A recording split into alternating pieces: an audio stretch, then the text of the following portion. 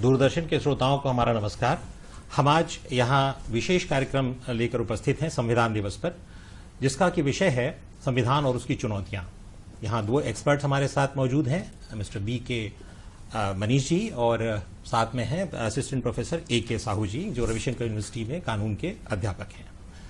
यहाँ हम अभी इस संविधान दिवस के मौके पर तीन मुद्दों पर हम बात करेंगे। जो चूंकि हम छत्तीसगढ़ में हैं, तो छत्तीसगढ़ में संविधान को लेकर किस तरह से बात होनी चाहिए और संविधान को किस तरह से इस्तेमाल होना चाहिए, इस पर बी के मनीष जी से चाहूंगा कि वो कुछ प्रकाश डालें और साथ में हम ए के साहू जी से भी बात करेंगे।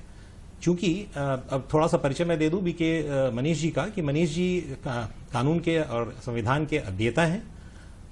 यूनिवर्सिटीज में और लॉ इंस्टीट्यूट्स में जाकर के इनके काफी लेक्चर्स होते हैं।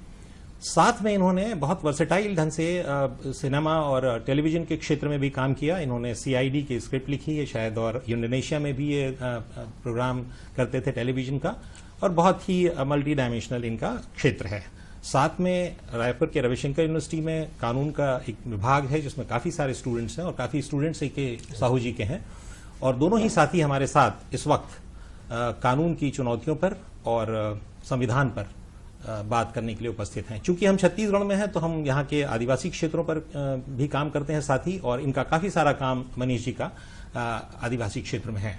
तो हम यहीं से शुरू करते हैं कि चूंकि 26 नवंबर ये कानून को स्वीकार किया गया था और उसको लागू किया गया था 26 जनवरी 1950 को।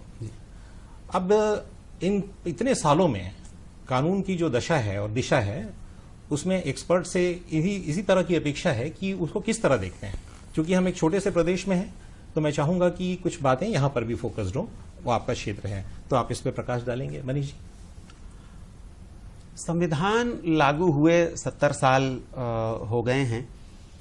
संविधान के खाके को आज के दिन स्वीकार किया गया था, उसके कुछ अनुच्छेदों को आज के दिन से लागू कर दिया गया था, और शेष अनुच्छेदों को 26 जनवरी 1950 से लागू किया गया था। 70 सालों की यात्रा में बतौर देश हमने लंबी यात्रा तय की है, प्रबंधन के क्षेत्र में भी और न्याय प्रदाय जस्टिस डिलीवरी के क्षेत्र में भी। आदिवासी प्रश्न या जनजातीय प्रश्न हमारे यहाँ खास रहा है। उसे प्रांतों और रियासतों, प्रोविंसेस और राजसी रियासतों के अलावा एक महत्वपूर्ण चीज समझा गया, इसीलिए संविधान में उसके लिए विशेष प्रावधान किए गए। उस लिहाज से देखा जाए तो कुछ सवाल अभी भी बचे हुए हैं, और उनका सीधा सीधा जुड़ाव संविधान से भी है। इतने सालों के बाद भी हम संविधान के कुछ प्रावधानों के पीछे के मकसद और उसकी व्याख्या किस तरीके से प्रशासन ने की, और न्यायपालिका ने, उच्च न्यायपालिका ने, कई माननीय उच्च न्यायालयों ने और माननीय उच्चतम न्यायालय ने की, यह वो क्षेत्र है, यह वह क्षेत्र है जहां पर हम आशा कर सकते हैं कि लोग ज्यादा से ज्यादा संविधान के साथ अपना जुड़ाव देखें। और चूंकि संवैधानिक व्यवस्था को चलाए रखने की जिम्मेदारी साझा जिम्मेदारी है, यह जिम्मेदारी सिर्फ प्रशासन की या सिर्फ न्यायपालिका की नहीं है, इसमें जनता का भी अपना एक रोल है, एक भागीदारी है। तो वो जब इसमें जुड़ पाए तो वो देखें कि किस उद्देश्य के साथ संवैधानिक प्रावधान बनाए गए थे, और उनका जो भी इस्तेमाल हुआ है, किसी भी प्रावधान के इस्तेमाल को लेकर के संतोष और असंतोष की अलग अलग भावना तो हो ही सकती है, लेकिन उसकी हमारी समझ बनाने के पहले हम प्रावधानों की ही थोड़ी सी समझ बनाएं, उस पर थोड़ी चर्चा करें। इसके लिए काफी जगह बची हुई है, और शायद ये दिन फिर से हमें याद दिलाता है कि हमें ऐसा सोचना चाहिए। बहुत अच्छी बात कही मनीष जी आपने। चूंकि जैसे कि मैंने शुरुआत में ही कहा कि हम छत्तीसगढ़ में हैं, और बोथ ऑफ यू, आप दोनों भी और मैं खुद भी छत्तीसगढ़ से हूं, तो मेरा तो ये केंद्रित रहना चाहिए बात इसी बात पर कि संविधान की चुनौतियां हमारे प्रदेश को लेकर क्या हैं। चूंकि आप आदिवासी क्षेत्रों में काम कर रहे हैं, और सरकार का एक कानून आया था लैंड रिफॉर्म का कि इनको लैंड एक्विजिशन इनको दी जाए आदिवासियों को। तो चूंकि आप वहां काम कर रहे हैं और आप एक प्रोफेसर की तरह भी देखते हैं, कानून के अध्यापक की तरह आप अध्येता हैं, तो आपका सीधा जुड़ाव है जंगल से, आदिवासियों से। तो आप ये बताइए कि ये तो प्रदेश का मामला है, प्रदेशों का मामला है, सरकार संविधान में इसकी जगह है, क्या चुनौतियां हैं यहाँ आदिवासियों को उनके जमीन को देने में? आप वनाधिकार कानून की बात कर रहा हूँ, डेफिनेटली जी। वनाधिकार कानून के पीछे एक लंबा चौड़ा इतिहास यही था कि चूंकि जब अंग्रेजों ने सत्ता सीधे तौर पर ब्रिटिश संसद ने एक तरीके से सत्ता अपने हाथ में ली 1858 में, उसके बाद हमारे यहाँ संस्थागत सुधार काफी हुए इस देश में। उसके पहले तो भारत देश कहने के लिए बहुत सारे टुकड़ों में बंटा हुआ था, तो एक केंद्रीकृत व्यवस्था वहां से शुरू होती है। तो जमीन का मामला बहुत तेजी से संगठित होने लगा और उसमें जहां तक कृषि की जमीन थी उसके लिए तो काफी सुविधाएं हुई। जो काफी बड़ा हिस्सा वनों का था उसके लिए सीधे वन कानून बन गया 1860 में, और वो और भी ज्यादा जटिल होता गया। खास तौर पर जनजातीय लोग जो कृषि से सीधे तौर पर जुड़े नहीं थे, और चूंकि वे जुड़े नहीं थे इसलिए उनके कोई न तो अधिकार थे न अधिकार पत्र था जिसे कि औपचारिक ढंग से पहचाना जा सके। उनके अधिकार पारंपरिक ढंग के थे जिसे वे साबित नहीं कर पाए, और इसीलिए आधिकारिक दस्तावेजों के लिए वो एक समस्या हो गई। तो आगे चल करके वनों में जो जमीन थी, वनों से घिरी हुई या वनों के आसपास या वनों के भीतर, उसको लेकर के वहां के स्थानीय लोगों के क्या अधिकार थे, यह एक विवाद का विषय रहा। और स्वतंत्र भारत में संविधान बनने के बाद भारतीय गणतंत्र में भी ये बात रह करके कई बार उच्च न्यायालयों के सामने आती रही। तो ऐसा महसूस किया गया कि भूमि के अधिकार सिर्फ और सिर्फ कृषि भूमि के अधिकार तक या निस्तार भूमि के अधिकार तक या आवास अधिकार तक नहीं हो सकते।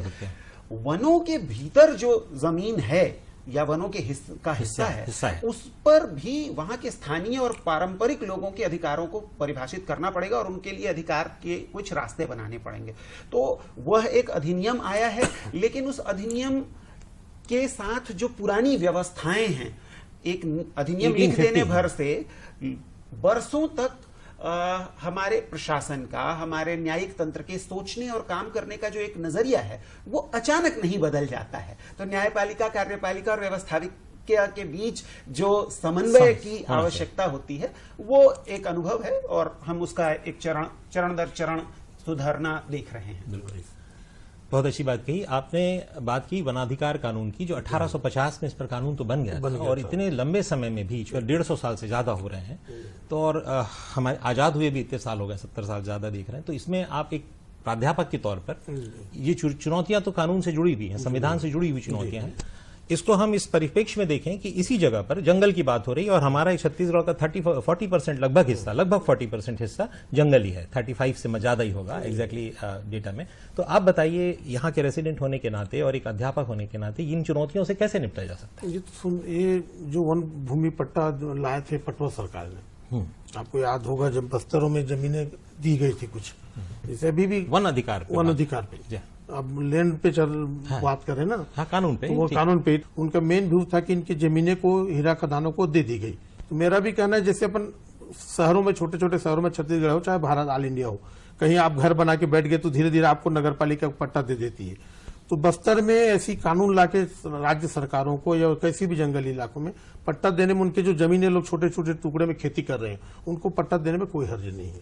और संविधान की मूल भावना भी यही है, डायरेक्टिव प्रिंसिपल में यही बोला गया है कि जैसे जैसे आप राज्य सरकारें विकसित होती जाएंगी, आप उनको विकास की ओर ले जाएं। आप तो आपके पास पर्याप्त अगर जमीनें हैं, पर्याप्त जमीनें हमारे पास जंगलों में, जिनको वो लोग छोटे छोटे टुकड़े करके खेती किसानी कर रहे हैं वो लोग, तो उनको पट्टा दे जाए, पट्टा देंगे तो वो लोग खेती किसानी करेंगे, अपना डेवलप करेंगे, पारंपरिक ढंग से करेंगे, उनको आश्वस्त हो जाएंगे। यद्यपि वो ट्राइबल हैं जो एक जगह पर खेती नहीं करते, वो बदल के लोमेट है ना, एक जगह स्थायी रहने लग जाएंगे जब खेती मिलेगी तो। ठीक है, तो ये है साहू जी का एक अपना व्यू है कि किस तरह से इस चुनौती से निपटा जा सकता है। लेकिन चूंकि हमारा ये सब्जेक्ट ही चुनौतियों पर है संविधान के, हम एक और चुनौती पर बात करते हैं। इसकी भाषा इतनी जटिल है कि आम आदमी इसको समझता नहीं है। मतलब ये इसको सिंप्लीफाई करना चाहिए, इसकी जरूरत आपने भी शायद महसूस की थी। 2014 में आपने इसके लिए हिंदी में संविधान की प्रतियां ब्लूटूथ से बांटी थी। ये बहुत अच्छा प्रयास था उस समय। बीइंग ए जर्नलिस्ट मैं इसको अप्रिशिएट करता हूं, क्योंकि उस समय मैं जर्नलिज्म में था और मैंने इस चीज को करीब से देखा है। तो आप एक अध्यापक हैं और आप भी कह रहे थे, थोड़ी देर पहले आपसे चर्चा हो रही थी, आप सुप्रीम कोर्ट में भी देखते हैं कि बहुत सारे मुकदमों में फैसले इस तरह होते हैं कि वो समझा ही नहीं जाता। तो इस पर मैं आपसे चाहूंगा कि इसका क्या निदान हो सकता है, बहुत शॉर्ट टर्म में नहीं, लॉन्ग टर्म में ही सही, क्योंकि इतने ओवरनाइट तो नहीं होगा। तो आपका ये प्रयास तो सुंदर था और इसी तरह के प्रयास और भी हो रहे होंगे देश में, क्योंकि हमने इसे रायपुर में देखा। तो आप इस पर कुछ प्रकाश डालेंगे? देखिए, जहां तक सिर्फ और सिर्फ संविधान समझने भर की बात है, मैं संविधान की भाषा को लेकर के बहुत अधिक परेशान इसलिए नहीं होता हूं निजी तौर पर कि तकरीबन 300-350 ऐसे शब्द होंगे जिनकी अलग से समझ बना ली जाए तो हिंदी में संविधान को पढ़ा जा सकता है। जाहिर सी बात है कि जब हम एक नया गणतंत्र बना रहे थे तो हमारे पास जो मॉडल था भाषा के विकास का, भाषा का प्रश्न बहुत गंभीर प्रश्न था, कॉन्स्टिट्यूएंट असेंबली में इस पर काफी गर्मा गर्म बहस हुई थी। तो उसका एक नतीजा ये भी है हम जहां पर हैं। लेकिन मैं भाषा के प्रश्न को कानून की भाषा के प्रश्न, मतलब संविधान की भाषा के प्रश्न को कानून की भाषा के प्रश्न से अलग नहीं देखता हूं। सीधी सी बात यह है कि अगर सार्वभौम को कोई बात कहनी होगी, जो सत्ता है उसे अगर कोई बात कहनी होगी तो उसे एक स्टैंडर्ड फॉर्म में ही कहना पड़ेगा। हम आम बोलचाल की भाषा में जो बात कहते हैं वो हम इसलिए नहीं कह सकते क्योंकि कोई भी चीज जिसे एनफोर्स किया जाना है, जिसे लागू किया जाना है, हर वो व्यक्ति, हर वह समूह जो उससे प्रभावित होने वाला होगा वह उसे तोड़कर या मरोड़कर अपने जैसा अर्थ निकालने की कोशिश करेगा। इसीलिए कानून की भाषा की यह मजबूरी होती है कि वो जितनी ज्यादा से ज्यादा परिस्थितियों को ब्लॉक कर सके, जितनी किसी भी एक वाक्य को लेकर, किसी एक परिस्थिति को लेकर के जितने तरीके की भी छवियां, अर्थ छवियां बन सकती हैं, उनमें से जितने को या तो वो परिभाषित कर सके या तो ब्लॉक कर सके, ताकि जो बात कही जा रही है उसका ठीक वही मतलब निकल सके। तो ये कानून की भाषा की समस्या है जो पूरी दुनिया में कहीं पर भी है। हम अंग्रेजी की बात करते हैं, ब्रिटेन में भी जो कानून है जरूरी नहीं है कि वहां के देहातों में सारे लोग उन कानूनों को वैसा का वैसा समझते हो। हमारी जो हिंदी है, चूंकि आधिकारिक हिंदी देश भर में 200-250 तरीके की हिंदी बोली जाती है, उसकी सबसे बड़ी ट्रिब्यूटरी भोजपुरी है जिसके कम से कम 1 दर्जन से ज्यादा उप श्रेणियां हैं। तो जाहिर सी बात है कि जो एक स्टैंडर्ड हिंदी भाषा है वो अलग अलग इलाके के लोगों को जटिल लग सकती है। भावना पर ज्यादा फोकस करना जरूरी। 300-350 कठिन शब्दों को पढ़ करके हम उनको पढ़ पाएंगे। बड़ी बात यह है कि मुझे लगता है कि अभी हम तंत्र में अपनी जिम्मेदारी और अपनी भागीदारी कम समझते हैं। भारतीय जनता में ऐसा लगता है। अगर हम ये समझने लगे कि यह तंत्र मेरा तंत्र है, मेरा बनाया हुआ तंत्र है, और जब हम जाएंगे तो संविधान को पढ़ना इतना मुश्किल नहीं होगा। जहां तक जजमेंट्स के मुश्किल होने की बात है वो एक बिल्कुल ही अलग विषय है, पर धीरे धीरे उस पर भी काम हो रहा है। जब हम ये कर पाएंगे कि हमारे रोजमर्रा के मुद्दे और संवैधानिक मुद्दे अलग अलग हों, यद्यपि ऐसा कहीं लिखा नहीं गया है, परंतु सामान्य समझ ये है कि जो क्वेश्चंस ऑफ फैक्ट हैं, तथ्य के प्रश्न हैं, वह जिला स्तर की न्यायालयों में निपट जाएंगे। विधि के निर्वचन के जो प्रश्न हैं वो हाई कोर्ट में निपट जाएंगे, और सुप्रीम कोर्ट हम सिर्फ और सिर्फ संविधान के निर्वचन के लिए जाएंगे। ऐसा सोचा गया था, ऐसा व्यवहार में नहीं है। जब हम उस दिशा में बढ़ने लगेंगे तो शायद भाषा की तकलीफ हमें इतनी ज्यादा महसूस न हो। बहुत अच्छी बात कही इन्होंने, कानून को समझने की बात। तो यहां पर मैं साहू जी से पूछना चाहूंगा। साहू जी, आप अध्यापक हैं, आप अध्येता हैं। एकेडमिक लैंग्वेज होती है किसी चीज की और एक आम समझ की लैंग्वेज होती है। मैं उसकी बात कर रहा हूं कि जो अध्येता है वो उसका पसंद का, उसका एक बिलवेड सब्जेक्ट है, वो उस पर गहरे से गहरे तक जाना चाहता है। और मैं एक आम आदमी हूं, किसी फैसले को, किसी कानून को एक नागरिक के पक्ष में है और कितना पक्ष में है, उसकी कितनी भाषा, कितने अर्थ निकल सकते हैं, जैसा कि आप अभी मनीष जी ने कहा। तो ये दोनों में बहुत फर्क है कि एक अध्येता और एक आम आदमी। आप एक अध्यापक के तौर पे इसमें क्या देखते हैं, नंबर 1। नंबर 2, जैसे आप अध्येता हैं तो मैं विश्व स्तर के अध्येताओं का भी मैं पढ़ रहा था, तो एग्जाम्पल देना चाहूंगा जिसमें डेफिनेशन है कि कॉन्स्टिट्यूशन के बारे में कहा उसका कि constitution is a document which is written to limit the power of the government in favour of the citizens benefit, right. तो if it is written so, अब इसका परिभाषा ऐसी है कि इसको इस तरह सरल होना चाहिए कि जिसका फायदा हो रहा है उसको बात सीधी सीधी समझ में आए। तो एक अध्येता ने कहा कि ये लिखा तो सही गया है और उसको किस पर्सपेक्टिव में देखा जाता है उस पर है। आप एक अध्यापक की तरह इसमें क्या चुनौतियां देखते हैं? जैसे आप बता रहे हैं, कोई भी कानून सिर्फ पब्लिक के लिए है। जब उसकी निर्वचन होगा, इंटरप्रिटेशन किया जाएगा तो उसी हित में किया जाएगा, वो नियंत्रणकर्ता अधिकारी के नियंत्रण में नहीं किया जाता। डेफिनेटली। दूसरा है, हमारे जो संविधान जो निर्माणकर्ता थे उनका कहना था कि जब भी इंटरप्रिटेशन की बात आएगी संविधान के शब्दों की, तो उसके 4 विकल्प थे। आप उसका पहला विकल्प ये था कि जो अनपढ़ समझता है उस भाषा को, उस अर्थ को लगा लिया जाए, उस भाषा को पढ़ाया जाए, और जो पढ़ा लिखा नहीं है वो क्या समझता है उस भाषा से, उस अर्थ को सुप्रीम कोर्ट भी बोलता है कि उसी अर्थ को हम पहले ग्रहण करेंगे, अगर वो संविधान के आशय के विपरीत नहीं जा रहा है। हाँ, अगर जाता है तो वो बोल रहे फिर आप पार्लियामेंट्री इतिहास में जाइए, संसदीय इतिहास में अपने देश के जाइए पहले। अगर उस देश में उस शब्द के किसी ने इंटरप्रिटेशन किया है तो उसको फिट करता है, अगर नहीं गए उसमें तो बोलता है विश्व के संसदीय इतिहासों में जाइए जहां से उसको लाया गया था, उस शब्दों को कहीं लाए गए हैं उसमें जाइए। अगर उससे नहीं होता है तो फिर एक गोल्डन रूल आता है, फिर वो हितों में, दोनों पक्षों के हितों में निर्धारित इंटरप्रिटेशन को कर दिया जाए ताकि दोनों पक्षों को अहित न हो। ये संविधान के इंटरप्रिटेशन के रूल्स हैं। बहुत अच्छी बात कही आपने और बहुत विस्तृत इसमें प्रकाश डाला। अब इसी बात को मैं मनीष जी से कहना चाहूंगा कि आपने तो कहा कि इसको कैसे समझना, हमारा संविधान ही इतना अमलगमेटेड है और मेरे ख्याल से ये हमारे यहाँ का संविधान सबसे लेंथीएस्ट और सबसे हेवीएस्ट और सबसे वॉल्यूमिनस संविधान है कि ये इतनी बड़ी चुनौती थी कि जब ये मनीष जी इस कार्य को ले रहे थे तो उनको लगा कि किताब छाप के नहीं बांटी जा सकती, तो उन्होंने ब्लूटूथ में बांटा इसको। ऐसे ही प्रयास और हो रहे होंगे। तो मनीष जी मैं चाहूंगा कि ये कैसे संभव है कि ये तो फारिग हो गए जज साहब कह के कि इसको जिस जगह से भी लिया गया है उस देश के संविधान से लेकर के उसको हल किया जाए, क्या ये कितना प्रैग्मेटिक है, कितना ये प्रायोगिक स्तर पर कितना सहज है, इस पर थोड़ा प्रकाश डालेंगे क्योंकि ये बहुत एमलगमेटेड है। अब इंग्लैंड का फ्रांस, बात सिर्फ इतनी सी नहीं है कि हमारे संविधान का स्रोत क्या है या कितनी जगह से आया है। संविधानवाद की समझ पूरी दुनिया में एक धारावाहिक की तरह किश्त दर किश्त बनी है पूरी दुनिया में, सिर्फ हमारा नहीं। हमसे पहले अमेंडमेंट्स होते हैं दक्षिण अफ्रीका या कनाडा या even United states of America या ब्रिटेन में संवैधानिक विकास जिस तरीके से हुआ है वो तो किश्त दर किश्त ही हुआ है, धारावाहिक की तरह हुआ है। तो हम जहां पर खड़े थे, हमसे पहले जितना काम विश्व स्तर पर हो चुका था उसका हमने फायदा लिया है। मोटी बात सिर्फ यही है कि हम एक सार्वभौम बना रहे हैं, एक सत्ता तंत्र बना रहे हैं, उस सत्ता तंत्र में हम सभी की भागीदारी है।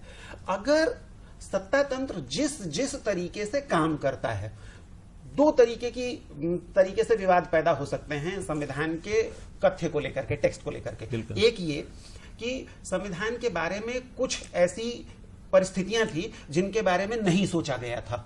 अब किसी ने संविधान लिखते समय अगर ये नहीं सोचा होगा कि कुछ लोग जो चुनाव जीत कर आएंगे उसके बाद वे दल बदल कर लेंगे, ये बात संविधान लिखते वक्त नहीं सोची गई। जी हाँ। ये समस्या जब पहली बार आई तो अदालतों को उससे जूझना पड़ा। बाद में हमने संविधान संशोधन किया। कुछ ऐसी चीजें होंगी जिनको जानबूझकर तोड़ा मरोड़ा जाएगा। इन दोनों ही परिस्थितियों में कोई एक थंब रूल नहीं हो सकता है, कोई एक निश्चित सिद्धांत नहीं हो सकता है।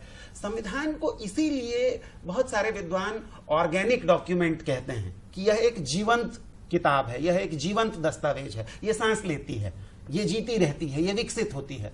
इवॉल्व होना प्रोसेस है, इवॉल्व होना किसी चीज का प्रोसेस है। तो उसकी जीवंतता उस किताब में से और उसके शब्दों में से नहीं आती है। उसकी जीवंतता इस बात से आती है कि उसमें मैं और आप हिस्सेदार हैं। मैं और आप जिस दिन संविधान लिखा गया उस दिन शायद पैदा नहीं हुए थे, हम में से कोई भी संविधान लिखे जाते वक्त पैदा नहीं हुआ था। हमारी जो अगली पीढ़ी होगी उसका भी यही संविधान होगा, हमारा भी यही संविधान है, हमारी पिछली पीढ़ी थोड़ा परिष्कृत हो जाएगा। तो चूंकि हम सभी की हिस्सेदारी इसी संविधान में है, ये थोड़ा थोड़ा करके ही परिवर्तित होगा, एक दिन में अचानक बहुत ज्यादा नहीं होगा। तो अगर हमारी हिस्सेदारी के लिहाज से देखा जाता रहे, जैसा कि साहू जी कह रहे थे कि मेरी हिस्सेदारी है इस सत्ता तंत्र में, कोई भी नई घटना जो हुई सत्ता तंत्र में, सत्ता के विभाजन में, चाहे वो कार्यपालिका में हुई हो, चाहे वो न्यायपालिका में हुई हो, चाहे वो विधायिका में हुई हो, संसद में या विधानमंडल में हुई हो, उससे जनता का हित किस दिशा में जाता था या नहीं जाता था, ये जनता को चर्चा करनी चाहिए। अगर ये चर्चा की प्रक्रिया जीवंत रहे और लगातार होती रहे तो हम निर्वचन की समस्या में इतना ज्यादा नहीं फंसेंगे। ऐसा नहीं है कि यह भारत की विशिष्ट समस्या है, यह समस्या दुनिया के दूसरे देशों की सुप्रीम कोर्ट्स में भी आती है।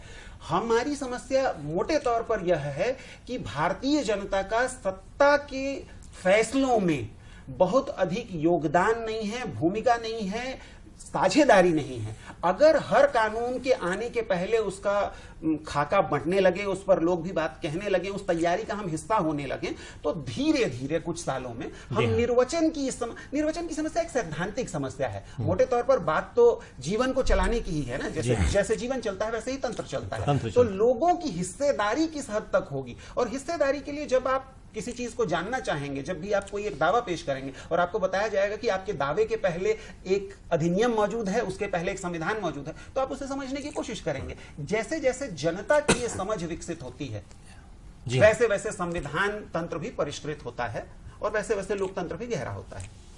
न्याय प्रदाय की पूरी जिम्मेदारी संविधान की नहीं है। संविधान सिर्फ तंत्र का के मोटे मोटे सिद्धांत स्थापित करने की किताब है। न्याय प्रदाय एक बहुत कॉम्प्लेक्स चीज है, हम सभी लोग उसके हिस्सेदार हैं। ठीक अभी जब हम ये चर्चा कर रहे हैं, बहुत सालों के बाद इस देश के क्रिमिनल जस्टिस सिस्टम को रिव्यू करने के लिए एक 5 सदस्यीय समिति मेरे पूर्व परिचित डॉक्टर रणबीर सिंह की अध्यक्षता में काम कर रही है। हम में से देश के बहुत सारे लोगों ने उस पर हिस्सेदारी बटाने की कोशिश नहीं की है। हमको जानना चाहिए, हमको अपने अनुभव उनके साथ शेयर करने चाहिए। तो न्याय प्रदाय की व्यवस्था केवल संविधान से जुड़ी हुई नहीं है, हम सभी के अपने अपने अनुभव हैं, और अपने अनुभवों को हम निरपेक्ष रूप से कैसे देख सकते हैं और उससे क्या निष्कर्ष निकल सकते हैं, वो बांटने, लोगों के साथ जुड़ने और उसको संगठित संयोजित ढंग से रख सकने की कोशिश अगर हम कर पाए तो हम उस दिशा में बढ़ेंगे। और मोटे तौर पर संविधान का यही संदेश भी है, भागीदारी, साझेदारी और सार्वभौम में हम सभी लोगों की हिस्सेदारी। बहुत अच्छा। ये हमने अभी शुरुआत की थी चर्चा की कि संविधान और उसकी चुनौतियों पर। हम तो ये इतना बृहद सब्जेक्ट है कि बहुत सारी चुनौतियां हैं और चुनौतियों के अंदर भी चुनौतियां हैं। तो ये बहुत अच्छी, बहुत सुंदर चर्चा रही। बी के मनीष जी और ए के साहू जी, आप सब दोनों का बहुत बहुत धन्यवाद। धन्यवाद, नमस्कार।